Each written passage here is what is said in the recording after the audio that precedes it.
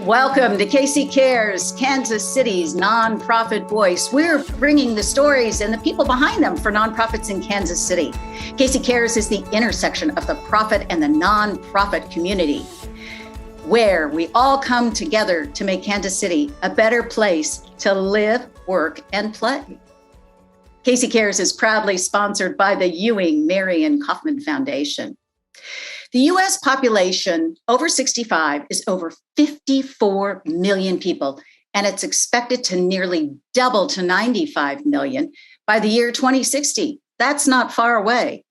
In Kansas City, nearly 13% of the metro is 65 or older. While this generation of seniors is working longer, that doesn't stop the impact of the march of time that has on mind, body, and soul. And there are wide economic disparities for this population. Look forward to those golden years of doing the fun things in life. Health issues arise along with general cost of living challenges. More want to live independently and in their homes and being able to do what they can do on their own. Support is needed for our seniors living so they can live their best lives. And KC Shepherd Center is one of the organizations here in town making that possible. Joining us today is Janet Baker. She's the executive director of this great nonprofit doing great things. Janet, welcome to Casey Cares. We're so glad to have you. Thank you, Ruth. This is really a privilege to be here. I appreciate it very much. And I need to come up with another word besides great. I just realized I used great. But it is a great organization, and we want to have our audience learn more about what you all are about. If you'll give us that little elevator speech, what is Casey Shepherd's about as a nonprofit? We have, I think, two unique roles in Kansas City and anywhere across the country, that we are of seniors, by seniors, for seniors. That's what's unique. We're not a typical health and human service social service agency that provides programs to a population.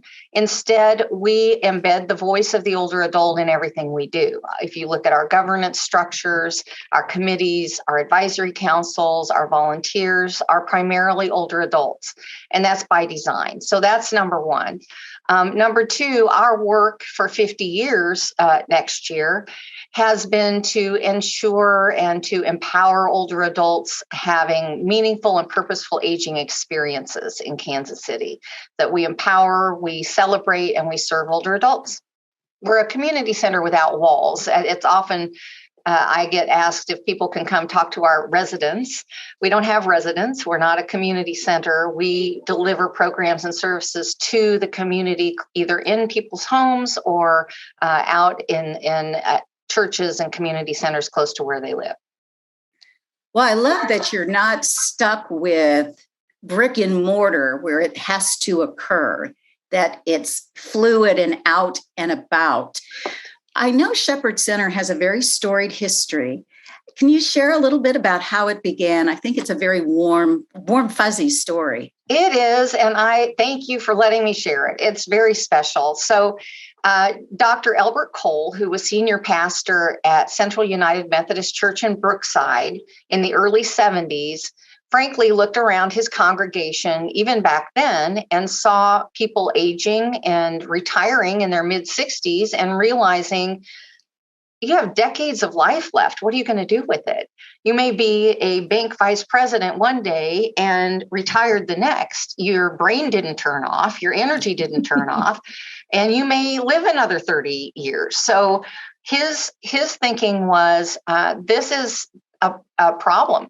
We need to have activities and meaningful and purposeful aging opportunities for the many, many people in our congregations who are aging.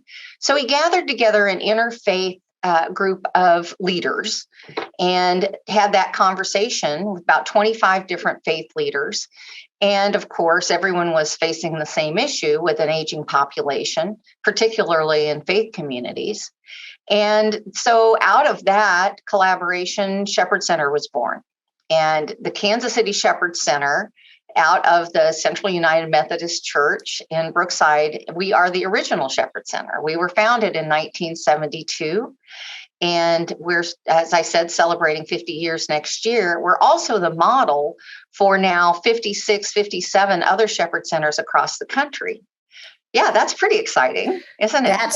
That is very cool. I didn't know when you said please go ahead. Oh, as well as a national network called Shepherd Centers of America. So it's a privilege to be able to say that you were the original, and we take that responsibility very seriously because we have a legacy to hold ourselves to. So now that there's this kind of network, is Kansas City's Shepherd Center kind of the lead, or is the association something that's outside of what you all are responsible for?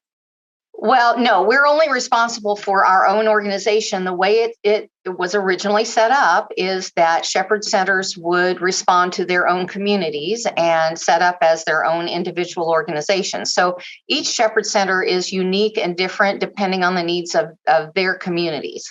We have our own, each of us have our own boards of directors. We're all our 501c3 organizations with our own programs and services and staffs and volunteers and clients, et cetera. And I would say there's a saying within the network that if you've seen one Shepherd Center, you've seen one Shepherd Center, because they really, truly are unique and different depending on not only the needs of the communities that we serve, but also what else exists in the community. So there are a number of rural communities that may have a Shepherd Center, but they don't have a Jewish Family Services, and they don't have another organization that also serves older adults. So they may have just a unique set of programs that are needed in that area. My personal approach to life is that we try not to duplicate or compete. So our programs and services, for the most part, are unique to Shepherd Center, and we want to keep it that way. There are 4 Shepherd Centers in the Kansas City area.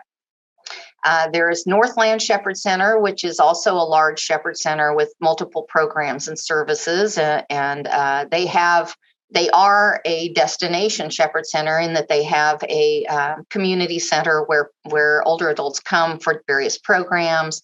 They have a congregate meal site where people can come.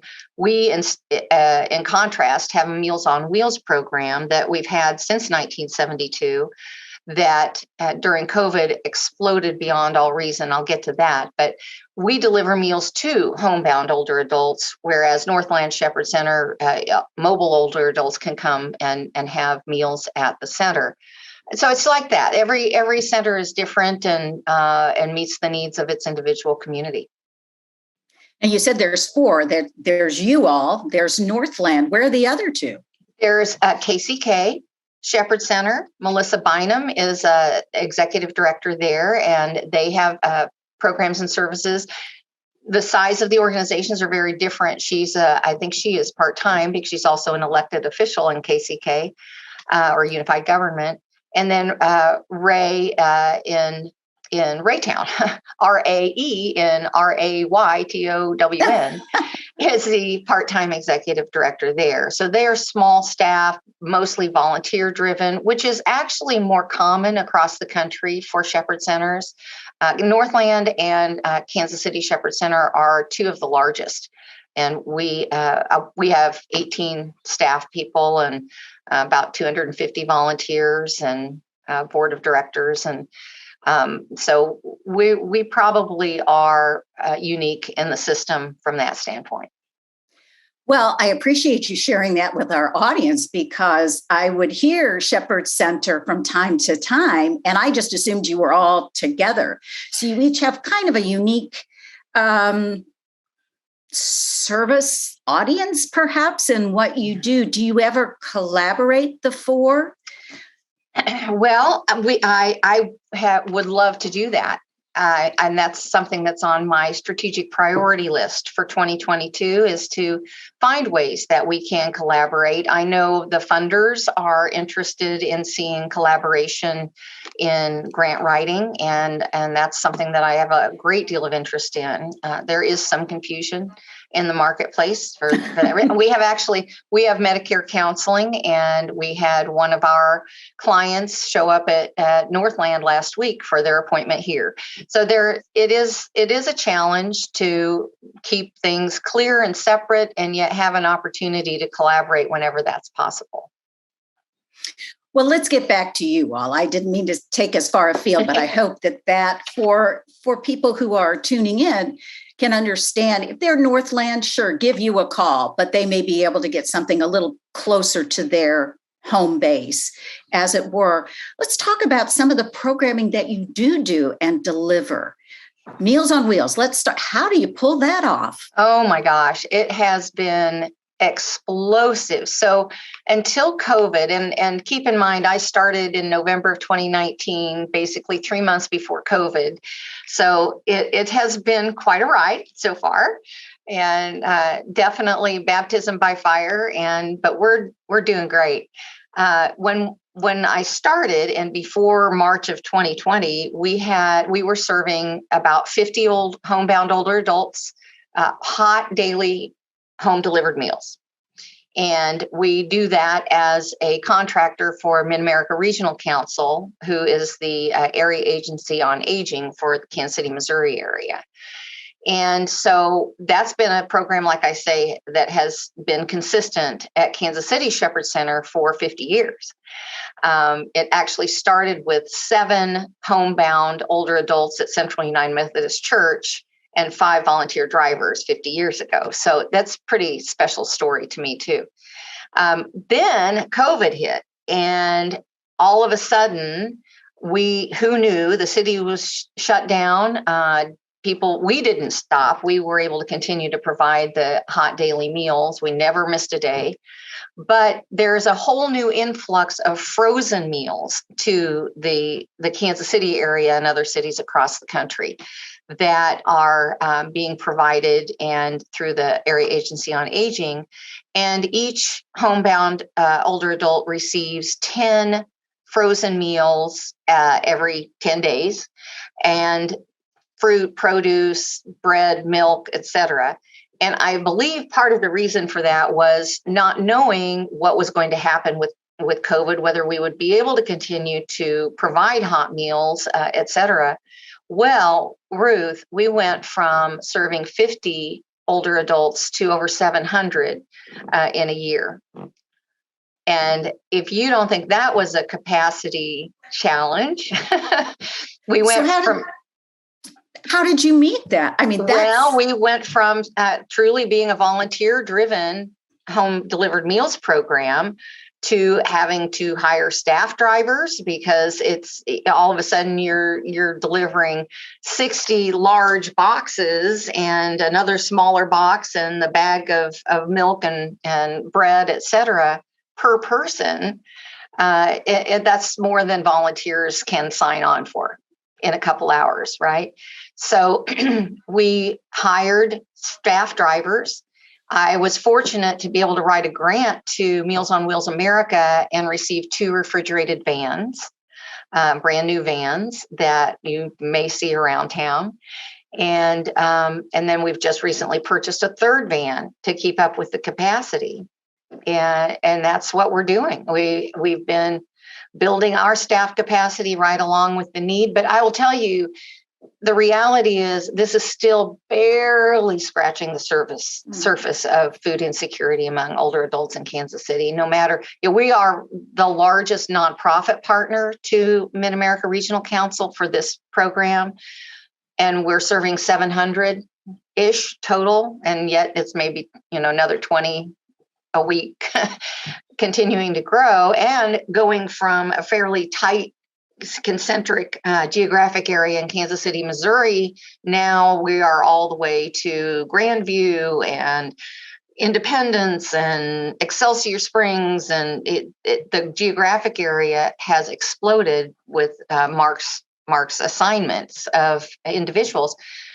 But keep in mind that 1 in 12 older adults in Kansas City are food insecure. They don't have enough food to live healthy. That's amazing. 1 in 12, and the important relativity to that factoid is that it's 1 in 15 nationwide. So we have a bigger problem in Kansas City than other cities do. And that's heartbreaking. I think you hit on a nutshell I wanted to ask you about. It seems to me that the older adult population is almost kind of this hidden pocket, yet in size, it's, as I mentioned in the beginning, is exponentially. What is Shepherd Center as an organization trying to do to change that? And what is that community people, role in helping that? Boy, thank you. What a wonderful question. Well, what we're trying to do is to lift that candle, lift the bushel off of that candle. It's important that people realize, that funders realize, that our community partners realize, that donors realize, and individuals who need services realize that we are. You mentioned the statistics at a national level and in Kansas City. But the growth in Kansas City's over 65 population is on track to double too between 2010 and 2030. And we're more than halfway there. So we know that 10,000 people are turning 65 a day in the United States. That's a lot. I mean, we're that bubble, right? Mm-hmm. There are a couple of important points to me. One is, just like any other population segment, older adults are not a monolith. We don't all have the same needs. We don't all have the same issues. It's a range from age 65, which I'm not too far away from, to my, Max DeWeese, my 100-year-old Meals on Wheels driver, who I want to be when I grow up. Two, I have some 62-year-old Meals on Wheels clients who are physically disabled and cannot prepare their own meals in their home. So the difference, it is just a widely diverse population segment. And I want that message to get across. Another message I would like to get across to the community is that we need more support to serve older adults in Kansas City. Only 2% of philanthropic funding goes to older adults. 2% going to the largest population. I'm amazed by that. And our responsibility and part of our strategic plan, we have created a public policy and advocacy initiative that's new to Shepherd Center. We have a public policy and advocacy committee of the board. I am a new silver-haired legislator, which is interesting. I may have to stop dyeing my hair, but it is a really interesting process, and it's advocacy at the state level for public policy and funding to support the needs of older adults in Missouri. So we're branching into areas where we hope that we can influence not only policy, but public perception of the issues and needs and talents of older adults. That's the other thing. Ageism exists. Trust me when I tell you, it's very difficult for anyone over the age of 60 to find employment, right? Yes. Oftentimes employers would like to hire 2 30-year-olds and dismiss the talent and the wisdom and the experience of those who are older and equally, if not more so, talented.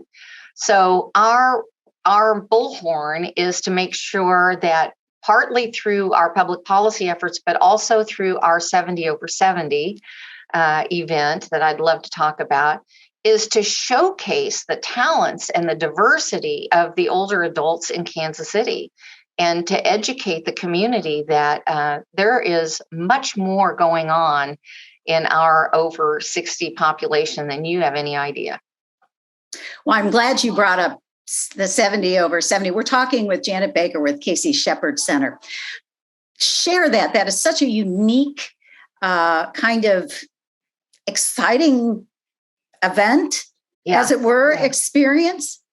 It is, and we just celebrated our fourth annual 70 over 70 event, our second virtual event. We're very excited that for our fifth annual, that coincides with our 50th anniversary as an organization, is going to be a live gala at the Midland in September of next year. We're very excited about that. But 70 over 70 is unique, I believe, across the country, that we celebrate, we lift up through a community nomination process that will begin in late spring of 2022 for our fifth class, a community nomination process of individuals who are 70 or better, who are meaningful aging examples, people who are living purposeful lives, making contributions to the community, to their churches, to their neighborhoods, to our businesses. We have arts leaders. We have really phenomenal people who it's our joy and our responsibility to lift up and share with the community. This talent exists now. We're not celebrating what they did 20, 30 years ago. This talent pool exists for Kansas City right now. And they are your volunteers, they're your civic volunteers, your community leaders, your teachers, your doctors, your lawyers, your architects, your artists, whatever. I mentioned Max DeWeese, and I would love to share him as a perfect example of 70 over 70. So he was celebrated in I believe, our 2018 class or 2019 when he was 98 years old.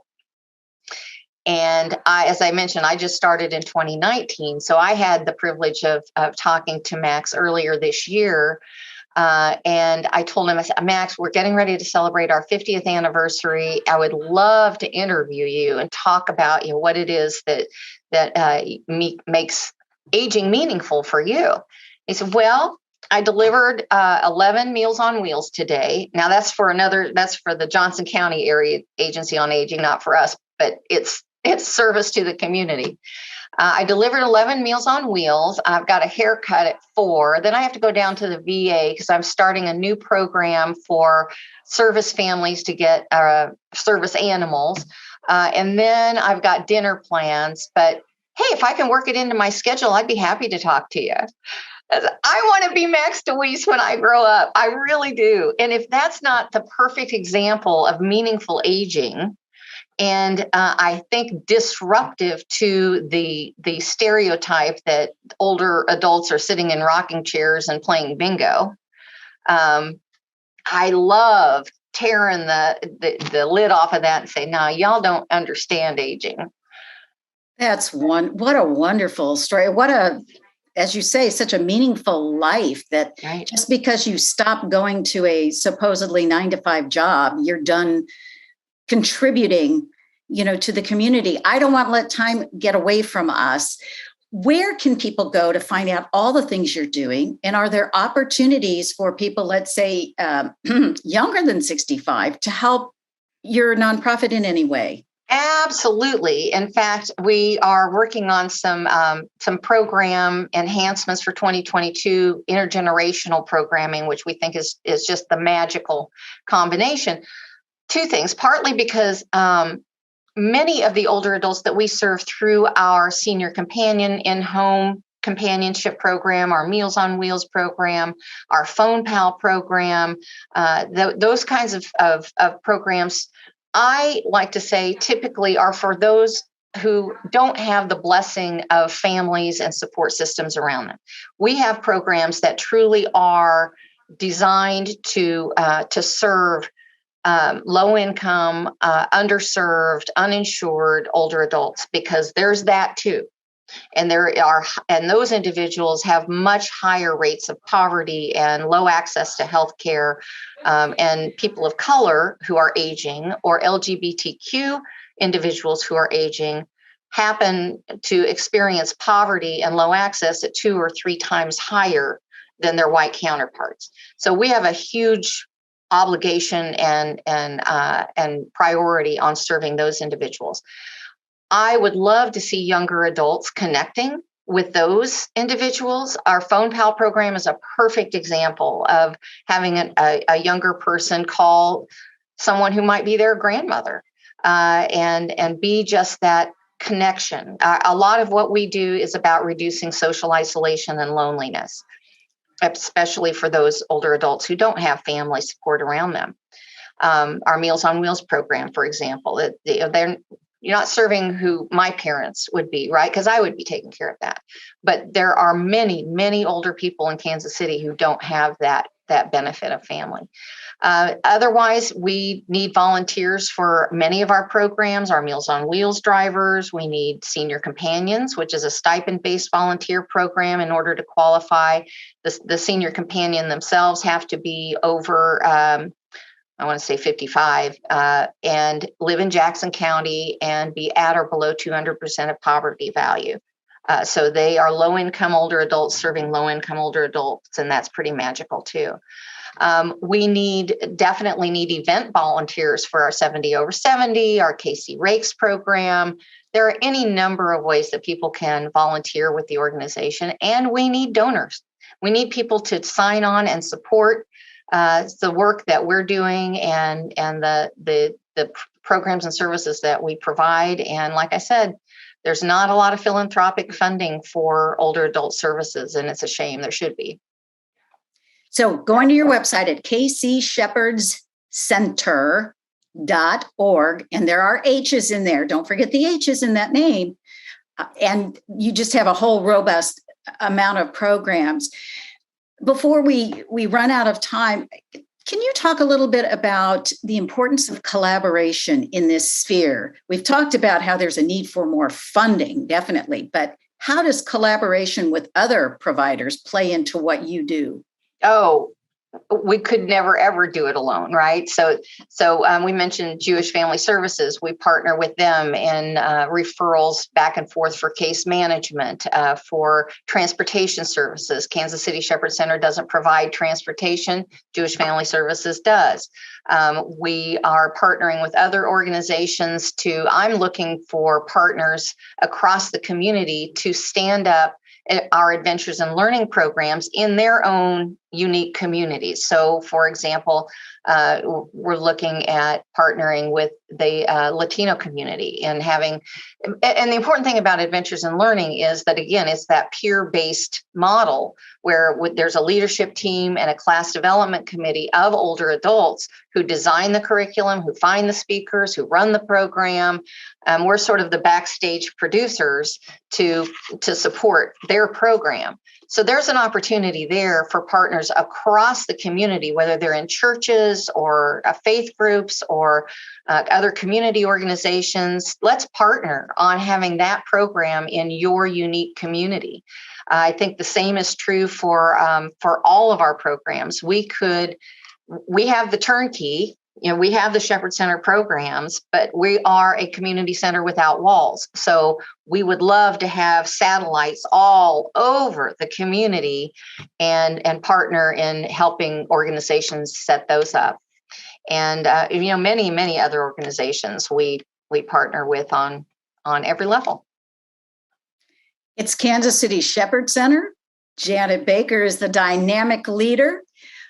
The charge to keep older adults out front and living very vibrant lives to the best that they can. It sounds like you try to meet people wherever they're at and find them a connection and keep moving forward. And so grateful for what you do and sharing it with us today. Thank you so much for this opportunity. What you do to lift up nonprofits is unique itself, and we are grateful for it. Thank you for joining us on KC Cares, Kansas City's nonprofit voice. We're produced by Charitable Communications, and we're proudly sponsored by the Ewing Marion Kaufman Foundation. If you'd like to be a guest on KC Cares like Janet, or underwriting opportunities to support what we do, please visit our website at kccaresonline.org and spread the love. You can find us on Facebook and Twitter at KC Cares Radio and Instagram at KC Cares Online. And catch us Saturday mornings at 8 a.m. on ESPN 1510 AM and 94.5 FM. Thank you for joining us on KC Cares.